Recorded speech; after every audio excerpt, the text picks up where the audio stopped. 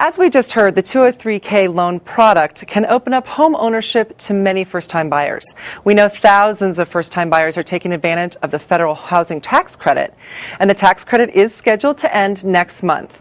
But our momentum with first-time home buyers is just building. Jennifer Myers works almost exclusively with first-time buyers. We're welcoming Jennifer to our studio today. We're really glad to have you here. Thanks for taking having the me. time. Want to get into a few questions and see kind of how your program works, how you've made it work. Earlier, Dave mentioned obviously the federal tax credit, the first-time buyer tax credit may be ending in a month or I guess 2 months. Hopefully it will be extended. But with the idea in mind that it may end, how are you encouraging first-time buyers that even after the tax credit expires, it's still a really great time for them to buy?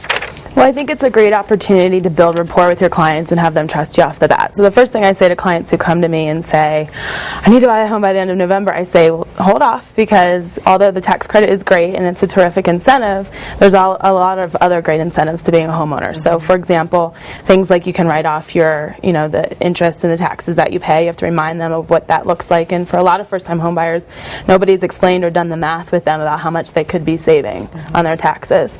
And then also telling them about these first-time homebuyer programs like the 203Ks, and there's hundreds of other programs throughout the country that can give them money to help them buy their first home that have nothing to do with the federal tax credit. Okay, and how do you, as you started to say, there's programs probably vary from state to state, maybe even from zip code to zip code for that matter, county to county. How have you uncovered some of those programs as you've gone through discovering them? Yeah. Well, the first way to do it is to go through your state housing office. So every state has a housing office.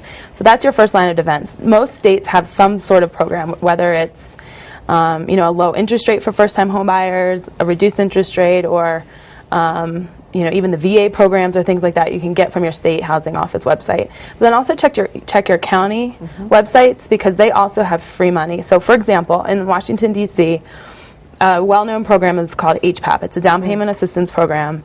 And this year it gives up to $44,000 as a down payment. So it's an interest-free loan. There's some steps that you have to go through that in order for the buyers to get it.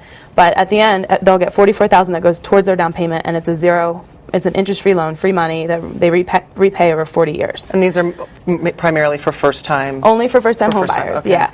And then another example is, I found that program and I said, well, I wonder if there's others in my general area. And there were some, like in Alexandria City, for example. You can, depending on your income, and most of these are income-based, depending on your income, you either get $25,000 or $50,000. So, of course, there's stipulations, but a lot of home buyers fit into these programs, and they just don't know about them. And some of them haven't even heard about the tax credit, but if they have, they do feel that sense of urgency, and it's nice to know that they don't have to just buy the first thing that looks like it might fit. They can actually take a breath, and even if it goes past the deadline, still have a lot of great incentives.